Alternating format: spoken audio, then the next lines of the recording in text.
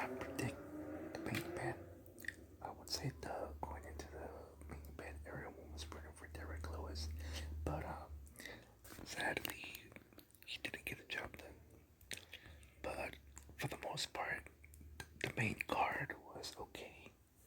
Um, the fight that I thought was gonna deliver did deliver, but it delivered pretty quick. And the prelims, well, the prelims were okay, but the early prelims, if you guys don't know, or I'm pretty sure you guys do, but you guys, you know how we have the main card, the prelims, and then the early prelims. Well, the early prelims delivered. Now, obviously, I like to review the main card to make the video faster, but in this case, I'm just gonna review the early prelims as well because they deserve to be reviewed.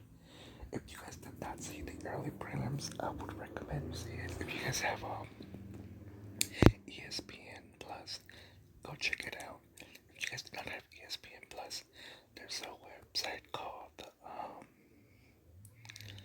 I don't know if I should promote the website. I don't know if there'll be legal problems, so just go to Google and search up. Um, just forget about it. Sorry, guys, but the early prelims. Let's begin the video. Enough rambling. But the early prelims was one good card. It started off with the bantamweight division with Johnny Munoz Jr. versus Jimmy Simmons. Jr. will win by in the second round with a submission, rear naked choke. Now I'm gonna do a quick overview. I don't wanna go into detail. And then going into the second fight of the early prelims, we have the women's flyweight, Melissa Gatto taking on Victoria Leonardo. Melissa will defeat her via TKO, doctor stoppage in the second round. And then bantamweight, we got Miles Johns taking on Anderson Dos Santos. Miles Johns would knock out Dos Santos in the third round. Um, Dos Santos, I think in the second round, had his leg injured, or in the first round, I forget. But Miles Johns pretty much kicked the shit out of his leg and caused him to get knocked out in the third round. And then for the last fight, for the early rounds, we had Manel Cape taking on Odin Osborne. Sorry about that. Manel Cape taking on Odin Osborne, and Manel Cape will win via flying knee knockout in the first round. Now, talk about a freaking start. I was gonna cuss, but sorry, I'm not. Talk about a freaking start right here, man. This was a very good start for the whole card. And that was the early prelims. Now the main card, was it was okay. We had 5 fights and only 3 went to decision. So let's start off with the bantamweight. The first fight of the night was the bantamweights. We had Zhang Yarang taking on Casey Kenny. Now these two individuals are very high. I wouldn't call them prospects, but they are somewhat becoming very good names now. Sang Yadong and Casey Kenny, they're both coming off, I think, a loss. Casey Kenny obviously lost to Dominic Cruz, but Sang Yadong, I forgot who he lost to. But they both came in, they both delivered. It was a back and forth fight. People could argue that Casey Kenny won, but it was a split decision, and it was a very close call. I give the fight to Casey Kenny, but if it was a Sang Yadong one, I can understand why.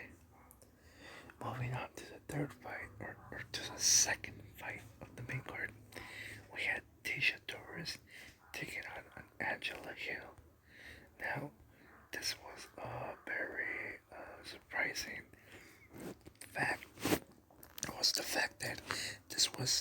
Torres versus Angela Hill too.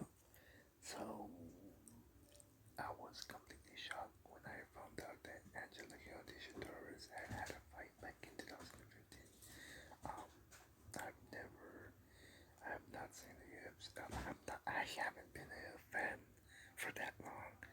So knowing that they had a fight back in 2015 was wow. So this was Angela Hill versus Tisha Torres too. Angela Hill coming into the fight. Angela Hill said in an interview that if she doesn't win this fight, if she wins this fight, sorry, that it will be a testament to how much her MMA skills have improved. Sadly, I don't know how the first fight went, but I could say that Angela Hill was a much more better fighter. From when I started watching her till now, she has improved greatly, and she has been very active. So I can see her coming back. Tisha Torres, on the other hand, she looked pretty good, but oh God, sorry about that. Her time is very slim. It's a win-win for anyone. If she keeps on going to this championship totem pool, it's a win-win. But do I see her becoming champion? No, it's too much. But this fight overall was a very good banger. They both brought out a very beautiful striking. It was a striking war, kind of like Casey Cannon's had it done. But in the long run, Tisha Torres will win the rematch, and we'll go on. And now we're moving on to the fight that I was looking forward. This guy or this fighter is like one of, if not the most entertaining hell of a fighter in the UFC's welterweight division, other than Usman. But Usman kind of recently started kind of stopping people, but he was mostly wrestling. But anyways, on the third welterweight fight of the main card, we had Vicente Luque taking on Michael Chiesa. Now Vicente Luque is literally coming into the fight, had 20 wins, 18 by finishes, meaning that out of the 20 people he hasn't finished, he has stopped 18 of them. So Michael Chiesa, he's also no pushover, and he also knows coming in what was the line. So for Vicente Luque to stop Michael Chiesa by a submission due to a dark choke in the first round is like wow. It's very, very, very, very unbelievable. And this makes Vicente Luque's 21 victories, 19 by stoppages. So it just raises his stats that high, making him a very, very dangerous individual. He caught out Kamaru Usman in the process, so after Kamaru and Cody running back, let's see what happens.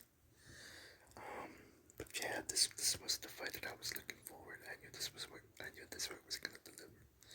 So then we finish it off with Jose Aldo taking on, or we'll almost finish it off, sorry, with the co-main event with Jose Aldo versus Pedro Munoz. And my goodness, Jose Aldo still showing that he has fight in him. I understand Jose Aldo has been fighting for a long time. I believe since like 2005 or I don't know. Jose Aldo has been fighting for so long. But Pedro Munoz, he's also been fighting for a long while. This was a battle of the Brazilians and who was gonna solidify themselves as the top championship threat. But Jose Aldo in this fight looked very composed, very relaxed, striked and countered whenever Pedro Munoz going clumsy. But leading up towards the third round, Jose Aldo looked more fresher. He looked more calculated and looked like he had more in his gas tank. As Pedro Munoz, he honestly looked a little bit more in the pressure, a little bit more worry, a little bit dwindled. Um, if it would have continued, I could see Jose Aldo winning by TKO or something. But Jose Aldo wins by decision, and he moves up, declaring that he's here to stay. His last loss was, I think, to Peter Young, which is not bad, because Peter Young is currently he's like the quote unquote champion, even though Aljo is the champion. We all know how that went. But anyways, we'll finish it up with the heavyweights and obviously the main event. On the main event, we had Houston's own Derek Lewis taking on Cyril Gane. Now, Derek Lewis, my God, talk about having a lot of pressure. Leading up to the fight, I honestly, you could tell that Derek Lewis had a lot of pressure. He had a lot of friends, he had a lot of family. He even had a lot of Houston celebrities there, or Houston rappers. And sadly, he couldn't get the job done. He got taken out in the third round, but going into the fight, man, Cyril Gane. I don't know if he's the real. Let me rephrase that. Cyril Gane is one of the best heavyweights, but I don't know if he's the real deal to compete with Francis Ngannou right now. So if they were to have to fight, if Cyril Gane knocks TKOs Ngannou or somehow stops him, that would literally be like, wow, that would be the most impressive thing any heavyweight has ever done. But till that happens, we'll have to wait till that. For now, wow, Cyril Gane becomes the interim champion, TKOing Derek Lewis in the third round by TKO punches. And wow, man, Derek Lewis started looking very, like, he started looking like every shot that he was gonna throw, he thought, he started thinking too much, and sadly, it cost him the fight, Maybe next time we could see Derek Lewis come back and maybe take on the Curtis Blades, or maybe take on Alexander Volkov, or take out someone where he could come back, As for Cyril Gane, he's gonna have to wait for his debate. No, he's gonna have to wait for Francis. So when they're gonna have that date. And I heard rumor has it, okay, I'm not sure if it's true, but rumor has it that Stipe Miocic wants to fight John Jones. So if that's the case, then maybe the winner will get the winner of Cyril Gane and Francis Ngannou, or Francis Ngannou could continue beyond weight and Cyril Gane could fight the winner of Stipe. I don't know. The whole point is, the whole heavyweight is in a very, very, very messy situation thanks to Dana White. But yeah, I'm on the middle right here. We're almost getting to the 15-minute mark. So thank you guys for watching. Hope you guys enjoyed the video. You guys enjoyed the rambling. Just share the video, like the video, comment the video, do whatever you want with the video. It doesn't. I appreciate that you guys come back. For the next video, I'm gonna try to have a bunch more. This one I made this video a little bit more faster because I was kind of doing something else, and I wanted to get this out quick. So on the next fight card is gonna be Cannonier versus Gastelum, which is gonna be a very good card. It's gonna have good fights. We're gonna have Alexander Pantoja taking on Brandon Royval, which is